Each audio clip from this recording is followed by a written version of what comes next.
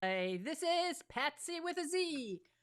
Welcome to Joy on Paper Live, a program for writers and those who dream of writing, and for everyone who wants to know the story behind the book. And I have a wonderful story to tell you about. Oh, lots of books, because my guest today he's prolific. That's for sure. John Gilstrap, hi, how are you? I am, thank you. How are you? Okay, I'm just going to show your books that we're talking about today. Wow, wow, John.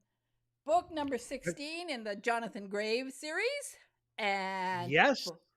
book number 1 in the Irene Rivers series. And I think, if I'm not mistaken, I am one of the first people to tell you, when was Irene going to get her own book?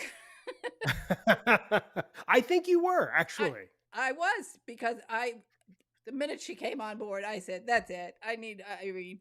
And somebody's here to tell you that he agrees. Pekka is here today, and Aha. so we just want to say that we knew we would get an Irene book eventually, and we did. It's taken How a little. old is Pekka now? Oh gosh, he's quite old, quite old. But he's happy to be here in Texas with me because he comes from northern Michigan, the Upper Peninsula, where my brother still lives there, and had 22 inches of snow the other day at the end of March. Wow. I was born at the end of March in a blizzard, and there's Becca with me. So we're having fun. And of course, he met you when we met at the Vinoy Hotel a long time ago now. My gosh, the years have gone, haven't they? They have. They all run together. It's I scary, actually. it You was notice it the was a older you get, pandemic. the faster the years go? Yeah, it was a pandemic that did it. Really, the pandemic sort of threw us all off, I think.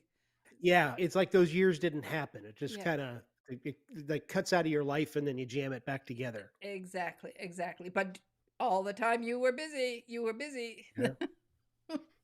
You keep writing them, and it's so exciting. I missed when Zero Sum came out because I'd moved here to Austin, Texas, and I've been so busy since I got here. And then I celebrated on St. Patrick's Day, the 10th anniversary of the radio program, and the first anniversary of the YouTube channel. So it's been a busy time, but of course, I read Zero Sum. I got it before everybody else, and I read it and I loved it. And then I missed the release dates, but I have to catch up because we have another one coming out, and I want to show everybody again this. Look, the next one, Burned Bridges, is coming out May 27th, and it is on pre order. And I know it's going to be fabulous. So you can order it now. And I know that John always likes to have pre orders, right, John? Pre-orders are very important, actually. That's a new it used to be that the book business has changed so much since bookstores are fewer and farther between. It's the online pre-orders make all the difference in the world, or you can pre-order them from your favorite brick and mortar bookstore too. But it matters a lot. That's how the whole The bestseller metrics. thing It, happens. It's all the metrics and the momentum that gets behind a book during pre-orders. It just matters. It probably shouldn't, but it does. oh, it does. That little guy who lives in the river, Mr. L, Yeah. algorithm there, persnickety. He's a persnickety character, and he looks at weird things, and most people don't realize. And I don't know if you even realize it, that he also likes people who follow you from your Amazon page. Did you Yes. know he gives you a bonus point for that? No. Yeah. So you have to ask Okay. people, follow me from my Amazon page. Because Amazon doesn't care if you have 10,000 people on Facebook. I had to be a little careful there though, because there aren't a lot of independent bookstores that are left, but the ones that are left have been really good to me, Oh, I know. so I But got to be a little bit careful about driving everybody to and Amazon. anybody who's living in a place where they have a bookstore, go to your bookstore. Now Austin is Yes. wonderful. They have wonderful bookstores here. There's a whole Well, bunch. Austin is one of the last great arts, artistic, whatever communities in the United States. It, It's it, really it it's is quirky. a little bit, but it's beautiful, and the weather's great. I was born in a blizzard, but you can't get me in one today. I don't want that. It was funny today. Suddenly, I'm looking at your name, Gilstrap, because I'm writing it on these pages, and I said Gilstrap, and right away I thought he is a strapping, handsome man. So Oh yes. I don't know if anybody has ever said that to you, but you are a strapping, good-looking man, and that's true. No, I don't hear that a whole. Go figure. That's not Well, something I hear very often. people have to say that. It's funny. You know who they used to call a strapping lad? Marcel Who? Proust. Marcel Proust was called a strapping lad. Did you know that? Okay, I did But not.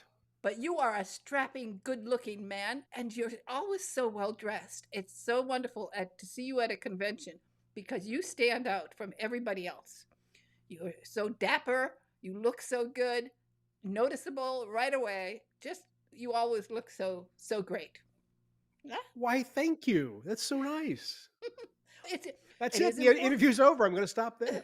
Well, and people don't realize it is important when you go to these conventions like BoucherCon or whatever you go to. You have to stand out from the crowd. People need to notice you. I think that's true in general. I got advice from a publicist, wow, back in the 90s, that you first of all you always want to look like you're a member of the club you want to belong to.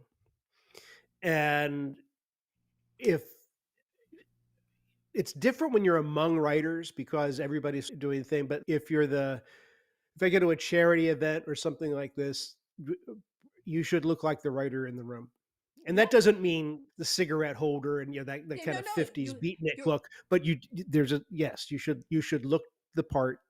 exactly. That's You- what Mary Higgins Clark told me. The first time she was on my program, I was talking about how beautiful she always looks. And she said, of course, she was a stewardess. Well, we can't call them stewardess, a flight attendant. She was one of the Right. early ones where they were well dressed. They were learned how to just walk properly and look great. And she said she did that right away when she started her first book tour. She decided, I mean, she that was natural for her to dress up and look nice. And she was also shocked, even in those days, that she stood out from the crowd. When she went to a book event, this is all the way back in the 60s, she would be noticed because she was always well dressed.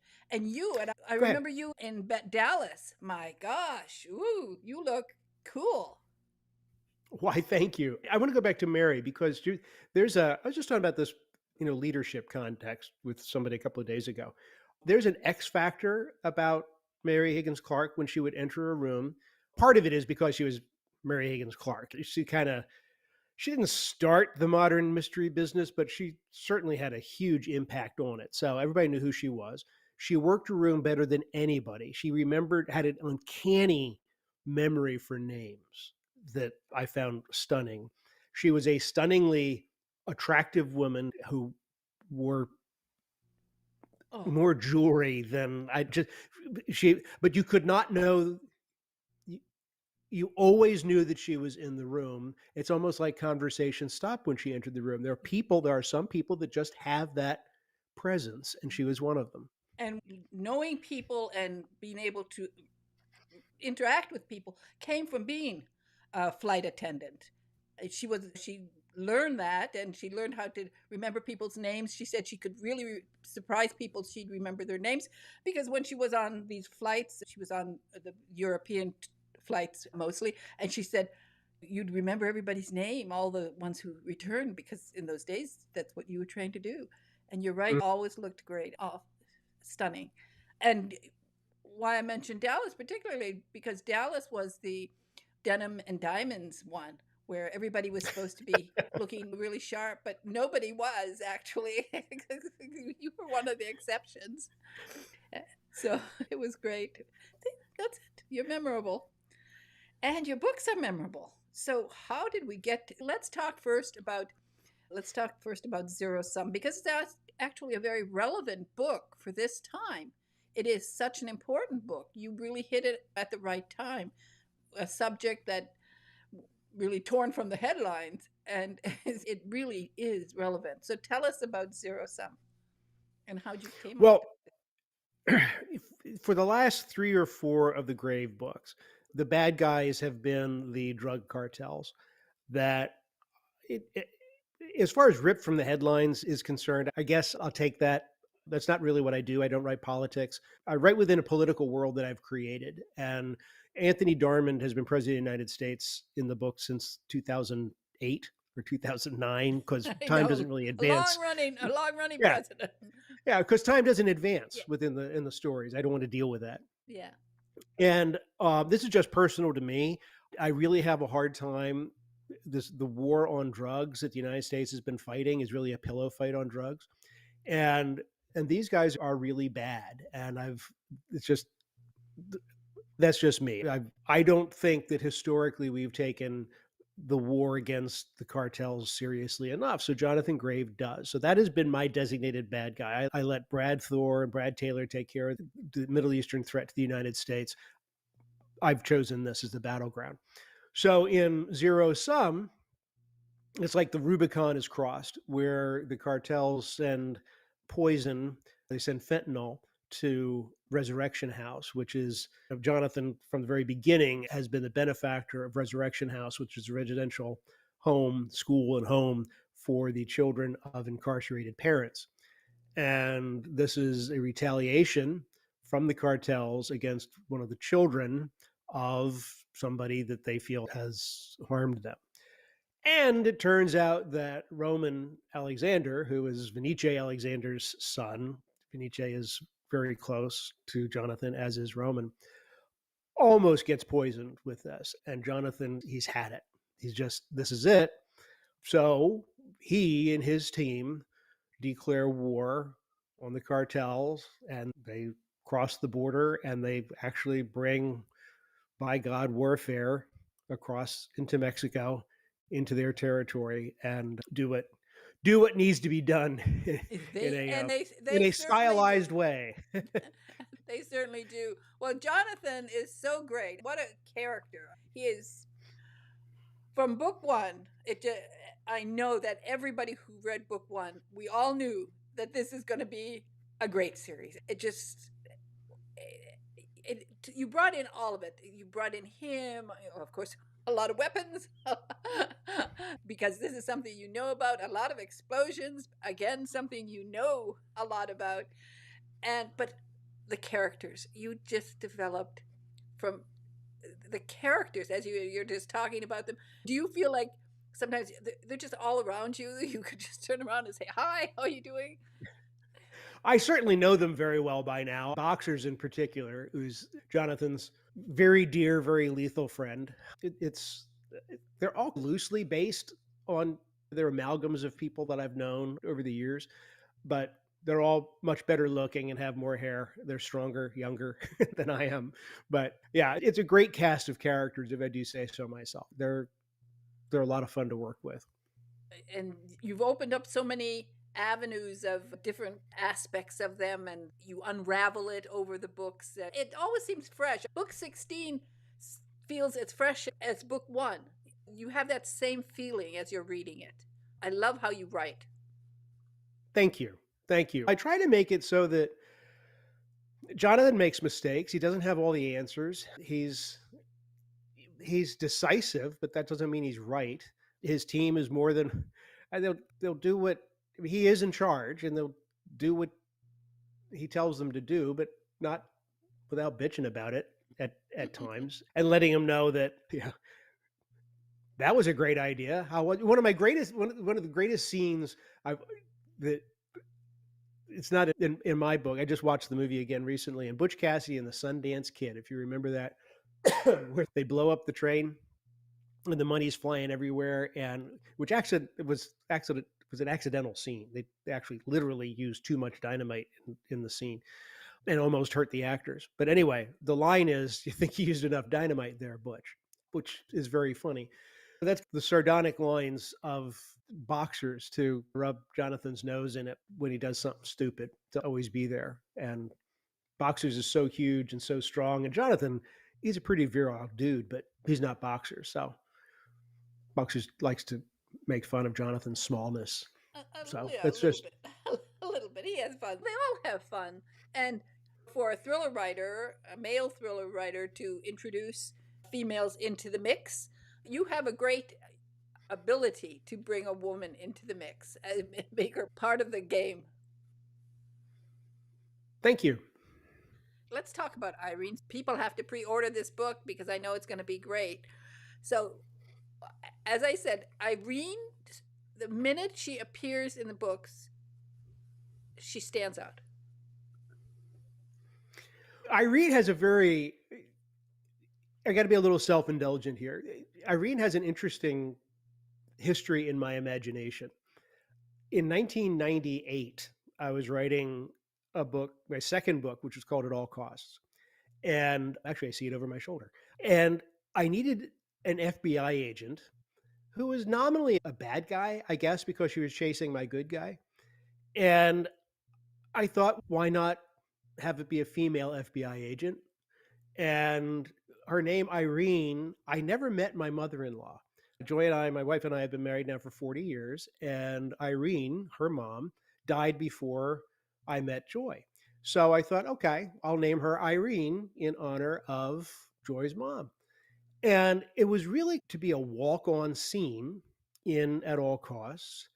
And then I kind of got the idea that she makes this huge mistake, she, Irene, as a FBI agent, by letting the guy that's at the top of the most wanted list, she lets him go. She doesn't know who she has. And so there's this oh crap moment. It almost ruins her career. So now she's got to chase him down. And it ends up that, well, I don't want to give the story away, but the bottom line is she ends up, the FBI, her bosses, are the nominal, are the really bad guys who put my guy in jeopardy way back in the day. All right, that was a standalone book in 1998. And so I started the Grave series in 2009, and I needed a director of the FBI. So I thought, well, what the hell? Why not make Irene Rivers from back then, Yeah. make her the director of the FBI? Because she was really badass back when she was an FBI agent. And 10 years have passed, and sure, why not? I made her the director of the FBI with kind of a past. She's not a she's not a Girl Scout. She's willing to bend the rules. She's all about, she, like Jonathan, is about justice, not so much about obeying the law. It's like it's and so she has secret slush funds and she has all kinds of ways to manipulate Washington that's trying to manipulate her. And I've always liked her character. Jonathan Grave really admired her. He's a little bit afraid of her. She was always they had so much stuff on each other in terms of stuff that they had done wrong that they could trust each other. And here it gets difficult to talk. I will. You got in order to talk about Burned Bridges, I kind of have to give away the ending of Zero Sum, which is where Irene finally, the bad guys throughout the the Grave series, the Darmond administration, the presidential administration of Tony Darmond is so thoroughly corrupt. And she ultimately, Irene Rivers, finally brings him down. She just comes clean and it's destroys, brings him down, but in the process, she brings herself down. And so she's shunned from Washington and she flees to West Virginia. She's done. She has no career anymore. Half the world thinks she's a traitor. Half the world thinks she's a hero. She doesn't care. She's done with it. And she just moves. She's got old family land, 172 acres out in Jenkins County, West Virginia, which isn't a real place. And she just wants to be quiet. And she's got two kids and a nephew that lives with her. She's a guardian of her nephew. And sure enough, what do? They find a body stuffed in a cave in this family property from way back when. They don't know from when. And this starts this cascading series of events that leads to a whole different level of local corruption that stretches out. And that's what Burned Bridges is about, is her, this honesty streak, this justice streak that she has. She can't roll over and look the other way, even at the local corruption stuff. And it leads to her family being attacked. And that's always a mistake. So that's Burned Bridges. Can you believe that her story goes all the way back to 1998? That your first book was Nathan's Nathan's Run. Run. Right. And then 1998. Wow. She hasn't aged either. Although it's very interesting. I was looking. There's one of the Grave books. It's called Soft Targets, which is actually it's only an ebook. It's a novella, and that's where I describe where Jonathan and Irene meet each other. And it's I think it came out in 2014, maybe 13, 14, and it takes place between At All Costs and No Mercy, which is the first of the Grave books. And it's just where they meet. Jonathan helps her. Irene's kids are kidnapped when she's an FBI agent, and she hires Jonathan to get her children back with extreme prejudice, which is part of the reason that they work together now. And I wrote that book, and so there you go. So I happened to be taking a long trip just a few weeks ago, and I was listening to At All Costs, which is just for the first time come out in an unabridged audio form because Burn Bridges is coming out. They decided to release At All Costs, repackage it and re-release it, and then put it out in audio form. So I was listening to it, and I realized that, oops, her daughter's names have changed since 1998. I realized that it's too late, but so, uh, Well, all of these books, how many words now? There's so many words. Do you have a word count? It's crazy. 100,000 each, and I'm on my 30th book, so that's about 3 million. Wow. Wow. Yeah, you can't remember every little detail, like names Yeah. of kids. Oh, Or, I'll get emails. I know I will. oh, yes. Oh, yes, they do. People But you know know the. what? Even that's a compliment. Oh, If yeah. people are passionate enough to notice details like that and to write about it, it's on me. If I've made a mistake that somehow has bruised the reading experience, I get it. That's that's Well, sloppiness on my part. I can't remember right now which author told me. Well, she changed the color of the dog midway between she was like on book 35, cozy mystery writer, and she knew the dog was black when it started, and then one day she just described it as white, and of course somebody caught it, and she got an email right away saying, what happened, you know. And Got really she, scared. yeah, got scared, turned gray real fast. But it is a compliment, these kind of things. I do think so. And most of the letters with the mistakes in it are that are noting mistakes. The ones I get are not rubbing my nose in it. Most of them are the the tone is helpful. In case you didn't know, there's a typo on page 97, and which I it was fine. I'm not sure what I'm supposed to do with that now, other than go and pull all the books back and, Yeah. and change page 97. Oh yeah. But I think they're coming. I think they're coming from a very honest, happy place, and I'm fine.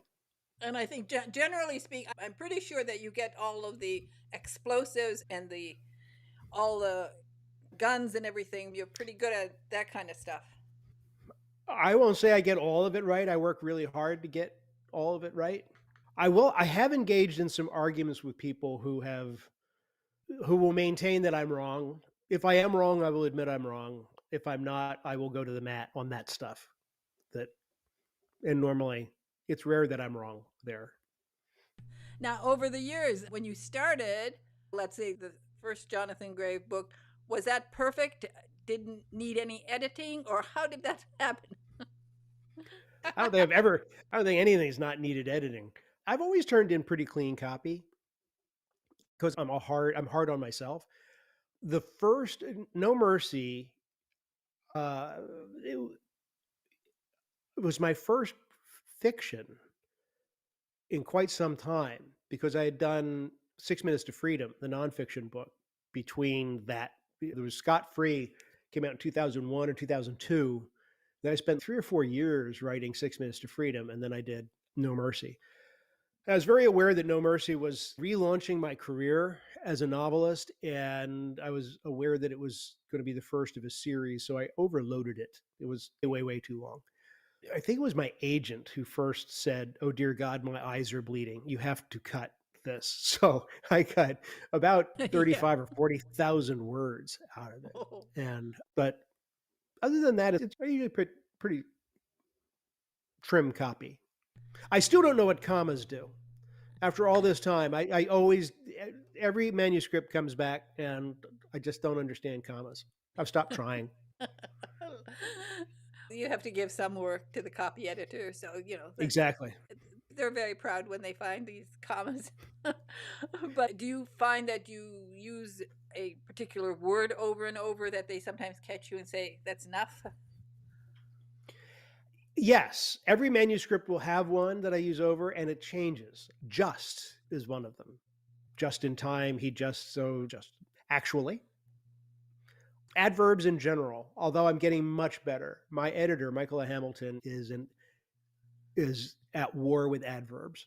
And I have learned over time. It's like I have a and here's another one. I have a knee jerk reaction to the ly adverb. I'm getting better at those. And now, have you made any mistakes relating to locations? Have put something in the wrong place? Because I was reading one author's work. It's a thriller. She sent her agent, whoever, to Europe.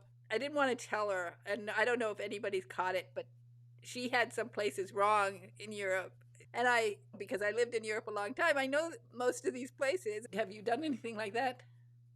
Not that I'm aware of, but I'll tell you how I get away with that. Because Irene Rivers lives in Jenkins County, West Virginia, which is in the eastern panhandle of West Virginia.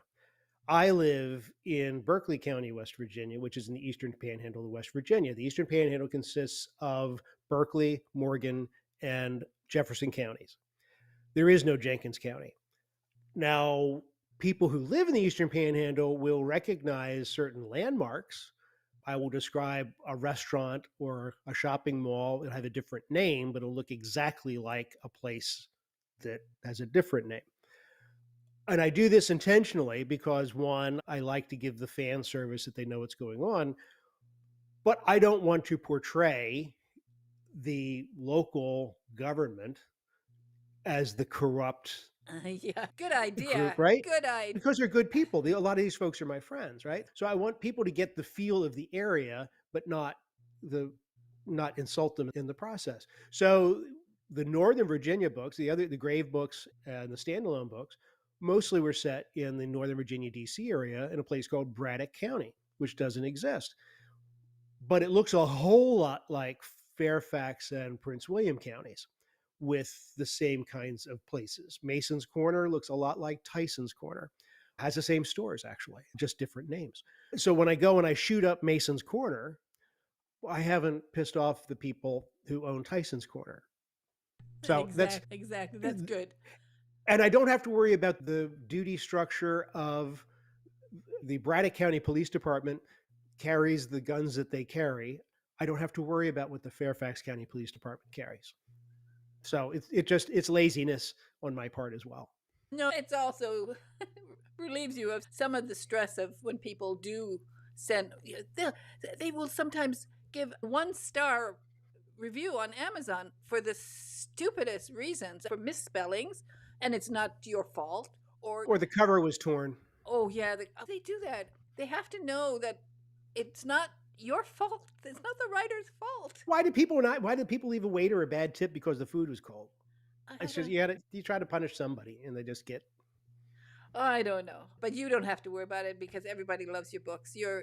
I think on Zero Sum, I think you're like number 200 on the Amazon vigilante list of bestsellers. So you're way up there. So you're doing well. You're doing well. I've been blessed. You have you combination of blessing and talent and a lot of work. A lot of work. I know that you love writing, and I don't know if you're still doing your YouTube channel, but you have a great YouTube channel where you were teaching people how to write. I do, and I enjoyed it for a long time, and then COVID hit, and then I moved, and after the move, actually it was a double move. We first went to an apartment, and then we built a house. And so in that transition, I just stopped doing it. I didn't. It's not. I kind of want to do it more. I just haven't done it more. So I would like to get into it. But there's 35, 37 Yeah, videos, something like that on the yeah, writing process.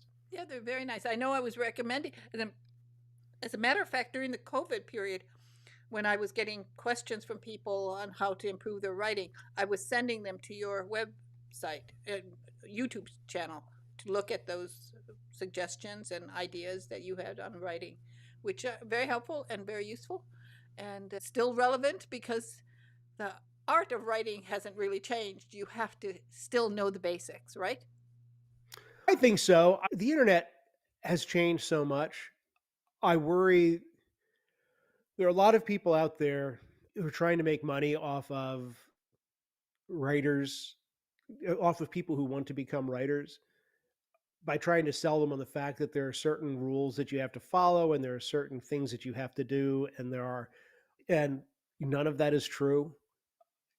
You I think you certainly need to understand the language. You have to not confuse people.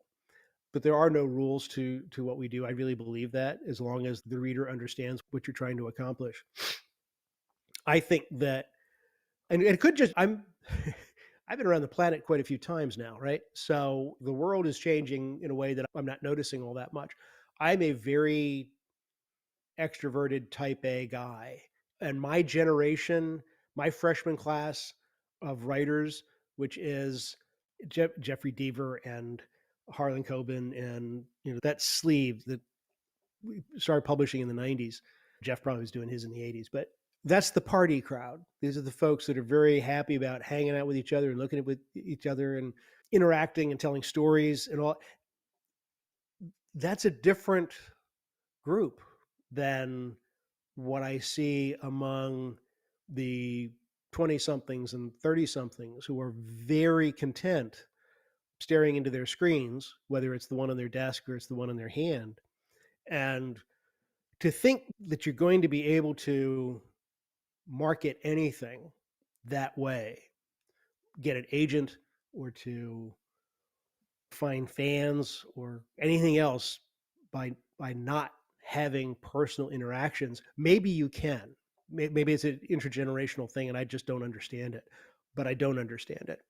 I'm not sure if I'm answering your question there or not, but I think that there's a disconnect. And again, I blame it on part on COVID, the isolation part. And then after the isolation, there's the fear of actually interacting with people. I think it's hard now for writer. First of all, writers are tend to be introverted, and I think it's hard for them to come out of their shells to talk about stuff in general. And it's exacerbated. That shyness is exacerbated by the fact that they've been forced to be shy if they're of a certain age. They've been forced to be shy for those years because there was no other choice but to be shy. So I think it's tough. My advice to anybody who wants to get into this business is get your ass out of your seat and go to a conference, whatever your genre is, whether it's, especially if it's a big ones, romance, mystery, thriller, horror, paranormal, Western, all the big genres have big conferences. If you're a literary writer, I don't know what you do, but go out and hang out with other writers and meet people, meet agents, present the opportunity to meet people and be seen and see others and be ready to be seen. And as you mentioned earlier on, be presentable to be seen when that time happens. Ex- exactly. And I would also suggest get a job. I think one of the reasons your books are so authentic is you've actually had a real job, a real tough job, and business.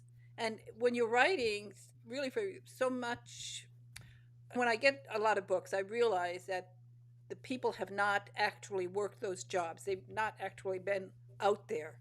They've not put themselves out there. You can't write from wiki. You can't. You have to have done something.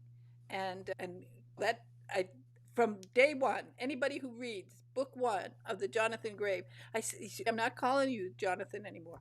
Usually I call you Jonathan. You know that. You At realize least that once. At at least least once. once. I control myself. On the radio, I don't have your name. I don't have anything that I can see. Now I can see it's John. But now I'm thinking, I think when I look at your name now, I think a strapping, good looking man. So now I'm going to maybe have to call you Gilstrap. That's it. I like It's that. interesting. You mentioned about having a job because I don't know when I think about the friends of mine who are successful writers. I don't know a single one. I think I can say that. I can't think of a single one who started out as a novelist. Every one of them, some of them started out as journalists, but like in the old school journalists where Yeah, you where pound they the beat. actually did things. Yeah, the Michael Connolly kind of journalists where you go Yeah, out there and you pound the pavement. But school teachers, lawyers, doctors, safety engineers, the military, I think it's really important to get a worldview that you have to write about. The self focus of academia. Not that there's anything wrong with academia, but it's hard to make a story come to life when you haven't had life to write about. exactly. And if you're already an introvert, you're not going to be as comfortable as somebody who's been in business, somebody who's done jobs, who's somebody like blown up things. You can talk to anybody, and anybody who can handle explosives with their bare hands can get out there and talk to anybody. And that comes through your writing. A power. You are a powerful guy, Gilstrap. That's what I'm going to call you. With all 10 fingers. That's it. You still have them, so Yeah. that's a good sign, right? That's right. If you're handling explosives, that's how you know. That's how you know explosives expert. You count his fingers. That's it. John, it is just wonderful. Thank you so much for joining me. I'm still celebrating the 10th anniversary of the program, the radio program. I can't believe it. It's been so long. And you, the same way, 1998 with your books, just going on and on. It's It's fantastic, isn't it? amazing, isn't it?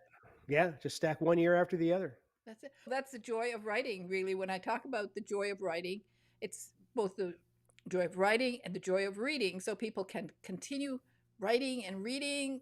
My oldest guest was Eugenia Lovett West, and she was 100 years old on my program. We celebrated her birthday. Wow. And she wrote a book at the age of 100. She's now 102. But at the age of 100, she wrote a book about cybercrime. Wow. Because her friend, also not quite as old as her, maybe somewhere in her 90s, was ripped off in a money scam at a bank. And she decided to start investigating, and then she wrote a book at 100 years old. You have a lot of books in you yet. May I have that opportunity, right? That'd be pretty because cool. it is fun. It is fun. And your fans will stay with you because everybody, really, you have to get. I'm going to show you this one more time. And I want to say that was nice of Harlan Coben to give you such a nice thing. Gilstrap will leave you breathless. Well, Oh my God. Harlan has been a dear friend for a long time, so full disclosure there. I hope he Okay. actually read the book. Great guy. Now, he has not been a guest on my program. I don't know how I have not had him because I think I've read every one of his books. My goodness. That's I a lot loved of it. reading. Again, the books are wonderful. Everybody, please pre-order Burn Bridges because this is going to be a good read. It's going to be a great read. And let's see, we have your website, I think, here. And it's just John Gilstrap. And people can There remember it you. is. .com. Yep. And then I wanted to show that you won the International Thriller Writers Award for Against All Enemies. I did. Wow. Wow. It's fantastic. You are just so wonderful, John. I thank you so much for being on my program today and part of my whole 10+1 anniversary. And thank you so much for joining me. You're wonderful. Anytime. You're one of my favorites. Okay, thank you. And Pekka says bye-bye now, okay? All right. Bye-bye. Okay.